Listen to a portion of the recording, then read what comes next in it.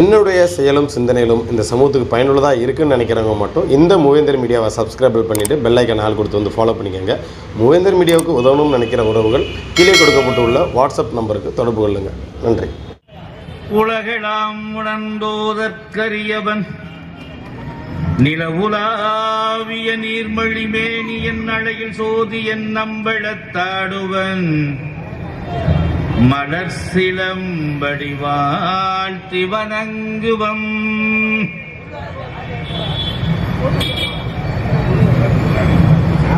ஆன்றோர்களே, சான்றோர்களே, மருத மக்கள் கழகத்தினுடைய நிறுவன தலைவர்,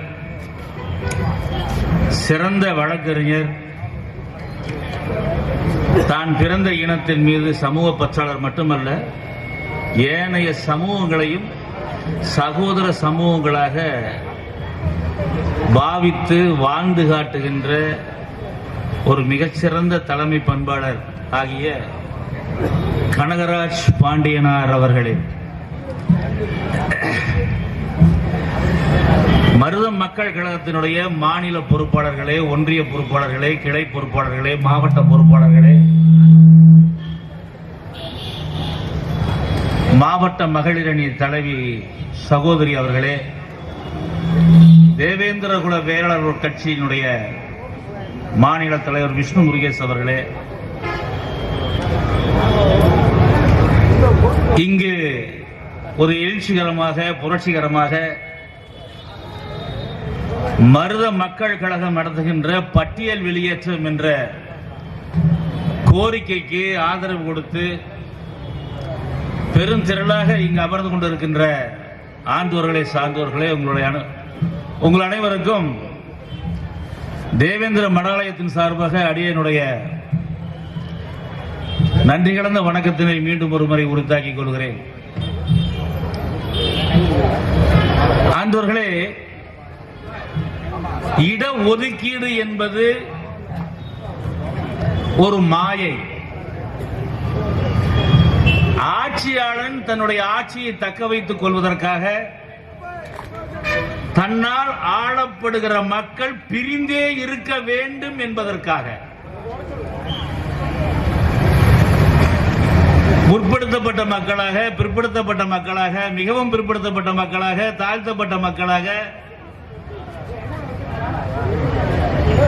மக்களை சுக்குநூறாக உடைத்து ஏதோ பிச்சை போடுவதை போன்று உனக்கு இடஒதுக்கீடு தருகிறேன், வேலை வாய்ப்பை தருகிறேன் என்றெல்லாம் மாயாஜாலங்கள் காட்டி ஆரம்பித்ததுதான் இந்த இடஒதுக்கீடு. இது ஆங்கிலேயன் காலத்திலேயே ஆரம்பித்தார்கள்.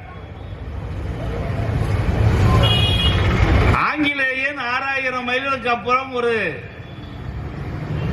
இங்கிலாந்து நாட்டிலே இருந்து இந்த நாட்டிற்கு வந்து இந்த மக்களை பிரித்தாள வேண்டிய கட்டாயம் அவனுக்கு இருந்தது.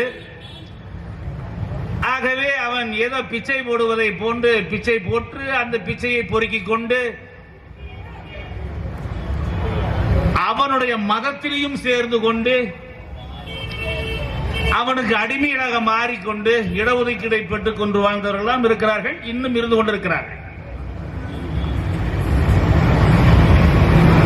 இவைகளை எல்லாம் தான் கற்ற மக்கள், கற்றவர் மத்தியிலே கற்றவராக, மற்றவர் மத்தியிலே கற்றவராக இருக்கின்ற ஆன்றோர் பெருமக்கள் ஆய்ந்து உணர்ந்து எடுத்த முடிவுதான் இந்த சேர சோழ பாண்டிய மரபிலே வந்த இந்த மல்லர் எனும் தேவேந்திர குல வேளாளர் ஆகிய குடும்பனார், காலாடி, மூப்பனார், பலகனார், பணிக்கனார், பன்னாடிமார் என்ற பட்டங்களிலே வாழ்ந்து கொண்டிருக்கின்ற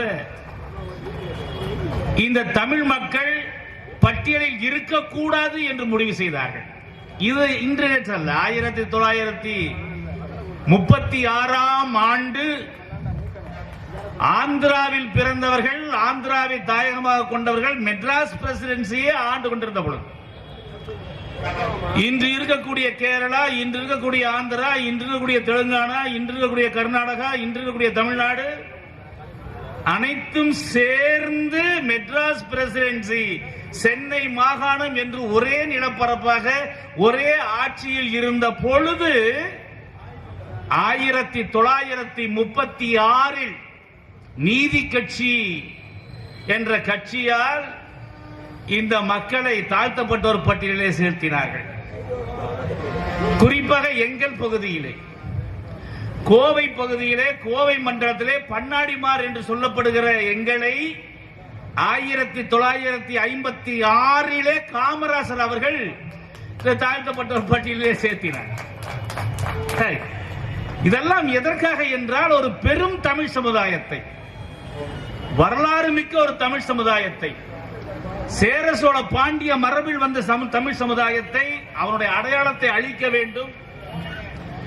தமிழகத்திலே தமிழர்களுடைய பண்பாடு, நாகரிகம், கலாச்சாரம், ஆன்மீகம் இவர்களை எல்லாம் அழித்தொழிக்க வேண்டும் என்று ஆந்திராவை சேர்ந்த ஆட்சியாளர்கள் அன்று முடிவு செய்தார்கள். அதை அவர்கள் செயல்படுத்தினார்கள் நீதி கட்சி என்ற பெயரிலே. அந்த நீதி கட்சி ஈன்றெடுத்த குழந்தைதான் இந்த திராவிட கட்சிகள் எல்லாம். ஈரோட்டிலே பிறந்த ஒருவர், அவர் ஒரு தெலுங்கரா கன்னடத்துக்காரரா என்றெல்லாம் நமக்கு தெரியாது. அதாவது பிறப்பு சம்பந்தப்பட்டது. ஆனால் இவர் அந்த நீதி கட்சியிலே இருக்கிறார். நீதி கட்சியிலே இருந்து அவரால் சரியாக ஆட்சியாளராக மாற முடியவில்லை, அரசியல் கட்சி நடத்த முடியவில்லை என்பதுமே தீகாவாக திராவிடர் கழகமாக மாற்றிக்கொண்டு ஏதோ மக்களுக்கு பாடுபடுகிறேன் என்றெல்லாம் சொல்லிக் கொண்டு பொய்யும் புரட்டையும் கட்டவிழ்த்து விட்டு என்னுடைய தாய்மொழி தமிழ் மொழியை இழிவுபடுத்தி பேசுவது, திருக்குறளை இழிவுபடுத்தி பேசுவது, சங்ககால இலக்கியங்களை இழிவுபடுத்தி பேசுவது, இவைகளை பேசி தன்னை பெரியாளாக காட்டிக் கொள்வது. அன்று கல்வியறிவு இல்லாத மக்கள் அவன் பேசியதெல்லாம் நம்பினார்கள். இப்படித்தான் கெட்ட கெட்ட வார்த்தையாக பேசுவான். என்றால் வாயை திறந்தாலே கெட்ட வார்த்தை தான் வரும். இவர்களெல்லாம் ஒரு காலத்திலே இந்த நாட்டை ஆண்ட அரசியல்வாதிகளாக தங்களை அடையாளப்படுத்திக் கொண்டார்கள். சமூக புரட்சிவாதிகளாக அடையாளப்படுத்திக் கொண்டு இந்த மக்களை ஏமாற்றி அந்த இயக்கத்திலிருந்து வெளியேறிகள் நாட்டை பிடித்தார்கள். இன்று அவருடைய விளைவு என்னவென்றால், ஒரு கேடுகட்ட நிலை உருவாகி இருக்கிறது. இந்த இடஒதுக்கீடு என்று தாழ்த்தப்பட்டார் என்ற ஒரு நிலையிலே கட்சி வச்சு நடத்துவது, தாழ்த்தப்பட்டவருக்கான கட்சி வச்சு நடத்துகிறோம் என்று சட்ட ரீதியாக தங்களுக்கு ஒரு இரக்கத்தை தேடிக்கொள்வது. நாங்கள்லாம் ஹரிஜன்ஸுங்க, நாங்க ஹரிஜன மக்களுக்காக பாடுபடுறோமுங்க, எங்களுக்கு ஒரு எம்பி இருக்காருங்க, 2 எம்எல்ஏ இருக்காருங்க, நாங்கெல்லாம் சொன்னோம்னா சட்டசபை கேட்குமுங்க, பாராளுமன்றம் கேட்குன்னா ஒரு மண்ணாங்கட்டி கேட்காது இவனெல்லாம் சொன்னாங்க. இந்த தாழ்த்தப்பட்டோர் பட்டியலில் இருந்துகிட்டு எம்எல்ஏ எம்பி ஆயிட்டு இவனெல்லாம் போய் சட்டசபையில பேசினா அந்த கட்சி தலைவனே கூப்பிட்டு மாசமான 1 லட்ச ரூபாய் சம்பளம் கொடுக்கிறோமல்ல, மூடிட்டு உட்கார், எல்லாம் பேசக்கூடாது என்ற அளவிலே இவன் குரலை பிடிச்சி நசுக்கி வச்சிருப்பாங்க கட்சி தலைவர்கள். தி கார்ப்பரேட்ஸ் ஆஃப் பாலிடிக்ஸ். இவன் ஒரு கட்சி வச்சு நடத்திக்கிட்டு ஆபீசியல்ஸ்ல மிரட்டுவான் பாருங்க, அது இன்னும் வேடிக்கையா இருக்கும். இவன் ஒரு கட்சி வச்சுக்குவான், எங்க தலைவர் எம்பியா இருக்காருங்க, ஆமா நாங்க சொன்னோம்னா பார்லிமெண்ட் கேட்குமுங்க. ஏய் தேர்தல் பிச்சைக்காரண்டா நீங்க எல்லாம். தேர்தல் டைம்ல கட்சி தலைமையில போய் தட்டி 1 சீட்டு கொடு 2 சீட்டு கொடுன்னு கெஞ்சி குறவை கூத்தாடி 1 சீட்டும் பணத்தையும் பெற்றுக்கொண்டு நீ எல்லாம் என்னத்தை கிழிக்க முடிஞ்சது இந்த பார்லிமெண்ட்ல? நீ எல்லாம் என்னத்தை கிழிக்க முடிஞ்சது சட்டசபையில? நீ என்ன பண்ற? ஒரு அரசாங்க அதிகாரி வேலை செய்யறாருன்னு வச்சுக்கங்களேன், ஒரு ரெவென்யூ இன்ஸ்பெக்டரா இருப்பாரு, ஒரு தாசில்தாரா இருப்பாரு, ஒரு காவல்துறை அதிகாரியா இருப்பாங்க, அல்லது ஒரு டாக்டரா இருப்பாரு, ஒரு என்ஜினியரா இருப்பாரு. இவங்க எல்லாம் போய் மிரட்டி நான் உன்னை அதை பண்ணி போடுவேன், இதை பண்ணி போடுவேன், ஒட்ட நறுக்கி போடுவேன், வெட்ட நறுக்கி போடுவேன். எல்லாருமே சமூகத்தோடு இருக்காங்க. எல்லா கவர்மெண்ட் ஆபீசர்ஸும் அவங்களுக்குன்னு ஒரு சமூகம் இருக்கு, அவங்களுக்குன்னு ஒரு படை பலம் இருக்கும் என்பதை புரிந்து கொள்ள வேண்டும். நான் எல்லாத்துக்கும் பொதுவாக பேசுறேன், யாரும் அனாதைகள் அல்ல.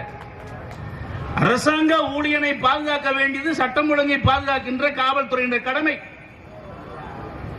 மக்களை பாதுகாக்க வேண்டியது காவல்துறையினுடைய கடமை, சட்டம் ஒழுங்கை பாதுகாக்கின்ற கடமை. பல நேரங்களில் இந்த சட்டம் ஒழுங்கை பாதுகாக்கக்கூடிய காவல்துறைக்கே சவால் விடுவார்கள். யாருன்னா இந்த ஹரிஜன்ஸுங்க. நான் அர்ஜென்சி பேசுறேன்னா உன்னால ஒண்ணும் புடுங்க முடியாது, சட்டசபையிலையும் புடுங்க முடியாது, பார்லிமெண்ட்லயும் புடுங்க முடியாது. நீ எதுக்கு வெளியில வந்து மிரட்டிட்டு இருக்கிற சொல்லு. நீ தீண்டத்தகாதவனா இருந்துட்டு நீ ஒரு தீண்டாமை ஒழிப்பு சட்டத்தின் கீழ் ஒரு புகார் கொடுத்தா கூட பிற சமூகத்துக்காரர் விட்னஸா வரணும்னு தான் சட்டம் சொல்லுது. நம்ம ரைட்டுங்க வக்கீல். பிற சமூகத்துக்காரர் அவர் எம்பிசியா இருக்கலாம், பிசியா இருக்கலாம், எஃப்சியா இருக்கலாம், ஓபிசியா இருக்கலாம், இவங்கெல்லாம் வந்து விட்னஸ் சொன்னாதான் உன்னுடைய புகார் எடுபடும் என்று இருக்கின்ற பொழுது நீ ஒரு அடிமை, சட்டப்படியாக அறிவிக்கப்படாத ஒரு அடிமை இந்த தாழ்த்தப்பட்ட ஒரு பட்டியல் என்பது.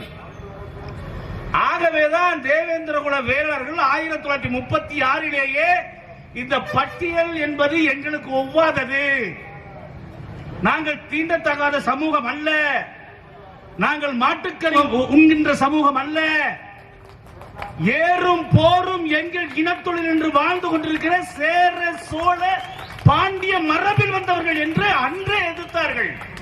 ஆனால் அன்று இருந்த அந்த ஆந்திர ஆட்சியாளர்கள் காதில் வாங்கிக் கொள்ளாமல் தெளிவாக தங்களுடைய காரியங்களை சாதித்தார்கள். இன்று வரையிலும் அதை செய்து கொண்டிருக்கிறார்கள் அரசியல் கட்சிகள்.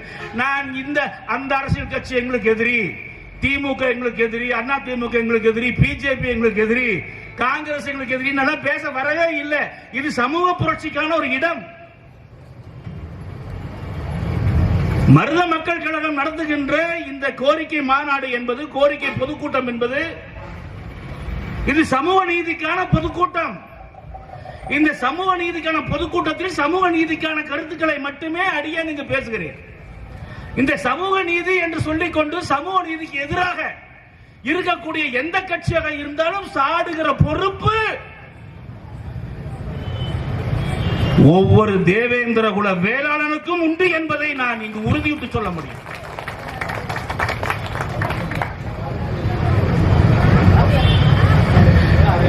மதுரையிலே மீனாட்சிக்கு திருமணம் நடந்தால் அந்த திருமணத்திற்கு தாலி எடுத்து கொடுப்பது, பாண்டிய மரபு தாலியை கொடுப்பது குடும்பனார் என்ற தேவேந்திர குல வேளாளர்.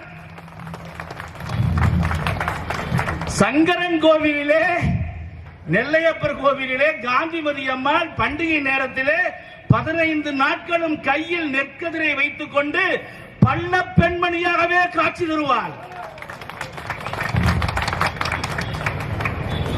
முருகன் தேவேந்திரன் மகள் தெய்வயானையை திருமணம் செய்துவிட்டு மதுரை அம்பதியை கோவிலை நடைசார்த்தி விட்டு தேவேந்திர குல வேளாளர் மடத்திற்கு, சம்பந்தி வீட்டிற்கு மறுவீடு செல்கிற உரிமை பெற்றவர்கள் தேவேந்திர குல வேளாளர்கள். எப்படிடா நாங்க தாழ்த்தப்பட்ட மக்களாக முடியும், நாங்க ஹரிஜனாக முடியும், நாங்க தீண்டத்தகாதோடு சொல்றான்னா எவ்வளவு திமிர் இருக்கணும் அரசியல்வாதிக்கு? அதுதான் கேட்கிறேன். அது எல்லா அரசியல்வாதியும் தான் கேட்கிறேன். நீ தேவேந்திர மடாதிபதி மேல கேஸ் போட வழக்கு நான் பாக்குறேன். 460 கோயில்களுக்கு மேல் பரிவட்ட உரிமை பெறுகிற ஒரு சமூகம். எங்க ஊர்ல பட்டீஸ்வரத்துல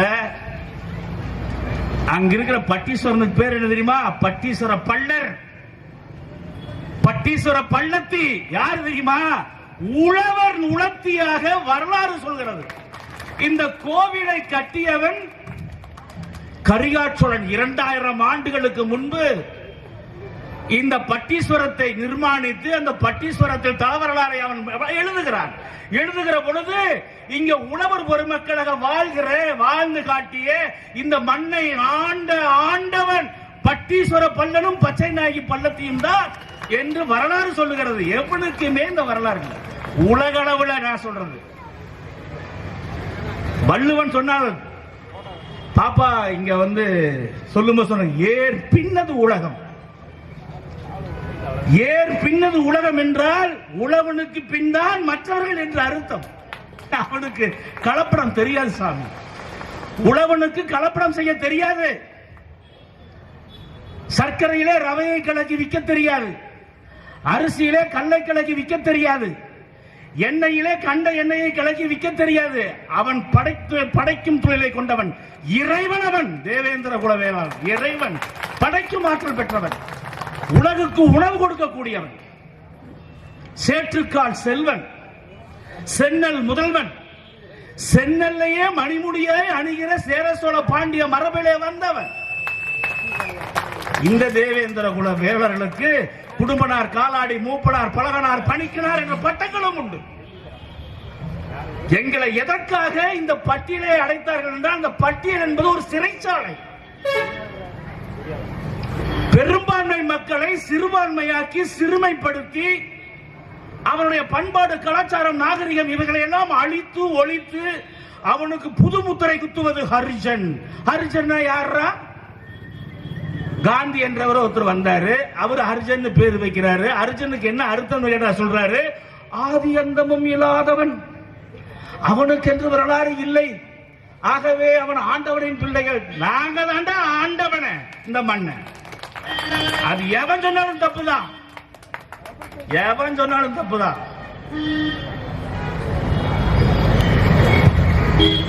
என்ற பொழுது எங்கள் மக்களை இன்னும் ஏன் இந்த அரசியல்வாதிகள், இந்த பெரும்பான்மை தமிழர்கள், நீங்க சாதாரணமா இல்ல, 27 மாவட்டங்கள், இப்பொழுது 30 மாவட்டங்களிலே பெரும்பான்மையாக வாழ்ந்து கொண்டிருக்கின்ற ஒரு தமிழ் சமுதாயத்தை ஹரிஜனன் என்று அடையாளம் இல்லாமல் செய்த இந்த அயோக்கியர்கள் தான் இந்த நீதி கட்சிக்காரன, இந்த திராவிட கட்சிகளும். ஆக இவர்களை சாடுவதில் எங்களுக்கு எந்த விதமான தயக்கமும் கிடையாது. தவறு என்று தெரிந்தும் மீண்டும் மீண்டும் அதை செய்து கொண்டே இருக்கிறார். மத்திய சர்க்கார் என்ன பண்ணது, மோடி கவர்மெண்ட் இந்த மக்களுடைய வரலாற்றெல்லாம் தொகுத்து தமிழே தெரியாதவர்கள் தமிழகத்துடைய வரலாற்றை படிக்கிறார்கள். இவர்கள் சேர சோழ பாண்டிய மரபிலே வந்தவர்கள் என்று பார்லிமெண்டிலே பதிவு செய்கிறார்கள்.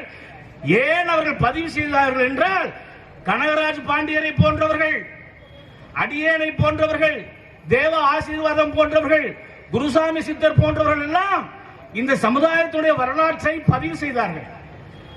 செப்பு பட்டயம் என்ன சொல்கிறது, கல்வெட்டு என்ன சொல்லுகிறது, இலக்கியங்கள் என்ன சொல்கிறது, இந்த குடும்ப நிர்வாகம் என்றால் என்னவென்று இந்த உலகத்திற்கு அவர்கள் பல 30க்கும் மேற்பட்ட ஆய்வு புத்தகங்களை எழுதி பல்கலைக்கழகங்களை அங்கீகாரம் கொடுத்து மானுடவியல் அங்கீகரித்து இந்த அங்கீகாரத்தை பெற்ற parliament member of parliament MPs. அதுவும் தமிழ்நாட்டில் நம்ம ஓட்டு போட்டோம் பாருங்க, இந்த 40 கைதிகள ஒருத்தங்க கூட பெயர் மாற்ற கோரிக்கைக்கு ஆதரவு தரவில்லை. புரிந்து கொள்ளுங்கள் மக்களே, சமூக நீதி பேசுகிறார்கள் இவர்கள் எல்லாம். காங்கிரஸ்கார சமூக நீதி பேசுவான், திமுக கார சமூக நீதி பேசுவான், அண்ணா திமுக கார சமூக நீதி பேசுவான். ஐயோ இந்த கம்யூனிஸ்ட்காரன் பேசினா ரஷ்யா வைப்பார், சீனா வைப்பாரும்பா, அந்த தமிழ்நாட்டை பார்க்கவே மாட்டான். எல்லாம் சமூக நீதி பேசுறீங்க. இவ்வளவு வரலாற்றுக்கு சொந்தக்கார ஒரு சமுதாயத்தை தாழ்த்தப்பட்ட ஒரு பட்டியல் சேர்ப்பது நியாயம்தானா, நீதிதானா, நேர்மைதானா? அதுவும் அந்த மக்களின் எதிர்ப்பையும் மீறி தாழ்த்தப்பட்ட ஒரு பட்டியலிலே சேர்த்திருக்கிறாயே, இது நியாயமா என்று கேட்பதற்கு நாதி இல்லாமல் போன ஒரு காலத்திலே இவர்கள் செய்த தவறை இப்பொழுது திருத்திக் கொள்ள வேண்டும். அதற்காகத்தான் நம்முடைய கனகராஜ் பாண்டியனார் அவர்கள் தன்னுடைய கட்சியாகிய மருத மக்கள் கழகத்தின் சார்பாக இப்படி ஒரு எழுச்சியான கூட்டத்தை நடத்தி கொண்டிருக்கிறார். அவருக்கு இவ்வளவு பெரிய கூட்டம், இதெல்லாம் பணம் கொடுத்து வர்றதில்ல. தலைக்கு 100, 200 கோட்டு, ஆஃப் பீரு, பிரியாணி கொடுத்து வரல. தானா கூடின கூட்டம், கொள்கைக்காக கூடின கூட்டம். 1000 ஏக்கர் மதுரை விமான நிலையத்துக்கு குடும்பமார் கொடுத்தான், எங்கால கொடுத்தான். எத்தனை ஏக்கர்? 1000 ஏக்கர் 1945 ஆங்கிலேயரால் கைப்பற்றப்பட்டு இந்து தேவேந்திர குல வேளருடைய இடத்தை தான் ஆங்கிலேயர்கள் மதுரை விமான நிலையமாக மாற்றினார்கள். நாங்கள் தாழ்த்தப்பட்டவர்களா? நாங்கள் அர்ச்சனைகளால் கேட்கிறோம். 3800 ஏக்கர் நிலத்தை இழந்த எங்க கோயம்புத்தூர்ல இன்னைக்கு இருக்குது அக்ரி யூனிவர்சிட்டி, விவசாய பல்கலைக்கழகம் என்ற அந்த பல்கலைக்கழகத்தை சுற்றில் இருக்கிறது. சொக்கம்புத்தூர், பூசாரி வளையம், பனமரத்தூர், வணியம்பாளையம், பல்லபாளையம், பேரூர், குனியமுத்தூர், ராமநாதபுரம், புளியகுளம், நஞ்சிட்டாபுரம், செல்வபுரம், சூடூர், பல்லபாளையம், பீடம்பள்ளி, பட்டணம்புதூர், அப்படி சுத்தி இருக்கிற அத்தனை கிராமத்துக்காரனுடைய பூமி 3800 ஏக்கர் நிலத்தை ஆங்கிலேயன் கைப்பற்றித்தான் அங்கு விவசாய பல்கலைக்கழகத்தை நிறுவினான் என்றால் நாங்கள் தாழ்த்தப்பட்டவனா, அரிஜனனா, ஆதி திராவிடனா, தலித்தான்னு கேட்கிறோம். ஏன்னா எதுவுமே இல்லாதவனுக்கு என்னமோ சொல்லிட்டு போ. அவனுக்கு வரலாறு கிடையாது.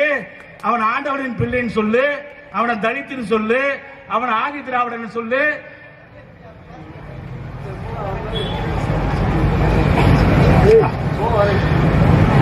என்ன வேணாலும் அவனை சொல்லு, அவன் ஒத்துக்குவான். ஆனா இந்த மண்ணை ஆண்ட போர் மரபும் உழவு தொழிலும் செய்கிற நாங்க ஏன் ஏத்துக்கணும்? நாங்க இப்பவும் சொல்றோம், எந்த கட்சியா இருந்தாலும் சரி, அவங்க பெயர் மாற்ற கோரிக்கையை மத்திய சர்க்கார் நிறைவேற்றி கொடுத்தது. மத்திய சர்க்கார் ஷெட்யூல் காஸ்ட் என்ற பட்டியலில் இருந்து இந்த மக்களை வெளியேற்ற வேண்டும் என்று பரிந்துரை கடிதம் கேட்டு தமிழக அரசுக்கு எழுதினார்கள். மரியாதைக்குரிய ஸ்டாலின் ஐயா அவர்கள் அதை கண்டுகொள்ளாமல் இருக்கிறார். ஏன் கண்டுகொள்ளாமல் இருக்கிறார்? ஏன் அவருக்கு இந்த நிலை வந்தது? அவருக்கு தெரிந்துதான் கண்டுகொள்ளாமல் இருக்கிறாரா, தெரியாமல் கண்டுகொள்ளாமல் இருக்கிறாரா, அல்லது அதை படிக்கவே இல்லையா, அல்லது வேறு ஏதாவது தமிழ் மக்களுக்கு எதிரிகள் அவரை சுற்றி இருக்கிறார்களா என்றெல்லாம் நமக்கு தெரியாது. ஆனால் மத்திய சர்க்கார் இந்த தேவேந்திர குல வேளாளர்களை குடும்பனார், காலாடி, மூப்பனார், பழகனார், பணிக்கனார், பண்ணாடிமார், வயற்காரர் என்ற பட்டங்களை பெற்று இந்த மக்களை பட்டியல் இனத்திலிருந்து வெளியேற்றுங்கள் என்று பரிந்துரை கடிதம் கேட்டும் இன்னும் தமிழக அரசு செய்யவில்லை. அதற்கு எங்களுடைய கட்டணத்தை நாங்கள் இங்கு பதிவு செய்கிறோம். அதுதான் போட்டோம். அது மட்டுமல்ல, 460 கோயில்ல ஆண்டவனாவே நாங்க தான் இருக்கிறோம். ஆண்டவனே நாங்க தான். நீங்க ராஜகோபாலசாமி கோயில்ல, மன்னார்குடியில தர்மகர்த்தாவா இருந்தது நாங்க, மதுரையில தர்மகர்த்தாவா இருந்தது நாங்க. எங்களை போய் இழிவுபடுத்த வேண்டும் என்று பிறமொழிக்காரன் ஆசைப்பட்டான். அதை அவன் செய்கிறான். துணிந்து செய்வதற்கு காரணம் இந்த திராவிடியா என்கிற ஒரு பெயர். திராவிடியா என்றால் தமிழர்கள் அல்லாதவன் தமிழ்நாட்டை ஆளுவது என்று பொருள். ஆகவேதான் அது திராவிடியா என்று பொருள். திராவிடியா என்ற ஒரு இனமே இல்லை. சாமி திடீர்னு திராவிடியா திராவிடியான்னு பேசுறாருன்னு உங்களுக்கு எல்லாம் ஒரு மாதிரி படும். ஆனால் இல்லாத ஒன்றை திராவிடியா என்று சொன்னால் என்ன, இல்லாத ஒன்றை திராவிடம் என்று சொன்னால் என்ன? இதற்கு எவனுமே கிடையாது. தந்தை என்று ஒருவன், அவனுக்கு புள்ள பெற்றுகிற யோகியமே இல்ல. அவன் தந்தை பெரியார் ஒருத்தன். இவன் எல்லாம் சேர்ந்து எங்களை அடையாளம் இல்லாம பண்றதோடு மட்டும் இல்லாம மதம் மாத்துறதுக்கு இலங்கையிலிருந்து அகதியை கொண்டு வந்து இறக்கிறான். இலங்கையில இருந்து அகதியை கொண்டு வந்து வாழ்வாதாரம் தேடி ஓடி வந்து அங்க புத்த பிச்சுக்களால் அடித்து உதைத்து அனுப்பப்பட்ட ஒரு தமிழின துரோகி, ஆங்கிலேய அடிமை, மீண்டும் இந்த மக்களை அடிமையாக மாற்றுவதற்கு, இந்த மக்களை மாட்டுக்கறி உண்ண வைப்பதற்கு ஒரு பெரிய கூம்பு வடிவ கொலையை அமைத்துக் கொண்டு அனுதினமும் அவன் அங்கு பிரேயர் என்ற பெயரிலே ஒன்றும் அறியாத அப்பாவி மக்களை அழைத்து மதமாற்றம் செய்து கொண்டிருக்கிறான். அரசாங்கம் வேடிக்கை பார்த்துக் கொண்டிருக்கிறது. ஏன் தெரியுமா? இந்த அரசாங்கத்தை பற்றி சொல்லுகிறார் சட்டசபையிலே அல்லது வெளியிலே வந்து பேசுகிறார் சபாநாயகர். உங்களுடைய பிரேயரால் உருவாக்கப்பட்ட இந்த அரசு கிறிஸ்தவர்களுக்கான அரசு, இந்த அரசு கிறிஸ்தவர்களின் அரசு என்று பேசுகிறார். விளங்குமா? அந்த நாடு விளங்குமா? அப்புறம் மதமாற்ற சக்திகளுக்கு தைரியம் வருமல்ல? துணை முதல்வர் சொல்றாரு, நான் வந்து ஒரு கிறிஸ்துவன் என்று சொல்லிக் கொள்வதில் பெருமைப்படுகிறேன் என்று எங்க கோயம்புத்தூர்ல கருமத்தப்பட்டியில பேசினார். ஏன்னா நான் கிறிஸ்டின் பொண்ணை கல்யாணம் பண்ணிக்கிறேன், நான் மதம் மாதிரி தான் கல்யாணம் பண்ணிக்கிறேன், எனக்கு கிறிஸ்துவர்கள் என்றாலே அலாதி பிரியம் என்று பேசினால், இலங்கையிலிருந்து வந்த அகதி கூட இங்கு மதமாற்றத்தை செய்கிறார் என்றால் எவ்வளவு அசிங்கத்தை கொடுக்கிறது.